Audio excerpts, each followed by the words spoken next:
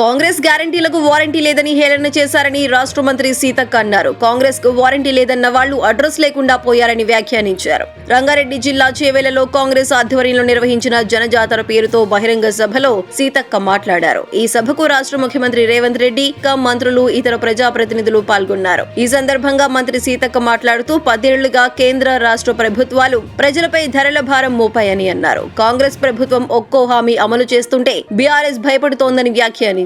Congress party రాష్ట్రపతి పదవి మొదలుకొని మహిళలకు ఎన్నో కీలక పదవులు ఇచ్చిందని తెలిపారు. స్థానిక సంస్థల్లో మహిళలకు రిజర్వేషన్లు అమలు చేసింది కాంగ్రెస్ పార్టీ అని చెప్పారు. గత ప్రభుత్వం మహిళల అభయహస్తం డబ్బులను కూడా వాడుకున్నదని ఆరోపించారు. గతంలో కాంగ్రెస్ పార్టీ 105 రూపాయలకే 9 సరుకులు ఇచ్చిందన్న మంత్రి సీతక్క ఇప్పుడు కూడా పేదలపై ధరల భారం పడొద్దని 500 రూపాయలకే గ్యాస్ సిలిండర్ ఇస్తున్నామని వెల్లడించారు. పేదల ఇళ్లకు వెలుగులు పంచేలా 200 యూనిట్ల వరకు ఉచిత విద్యుత్ ఇస్తున్నామని అన్నారు సీతక్క.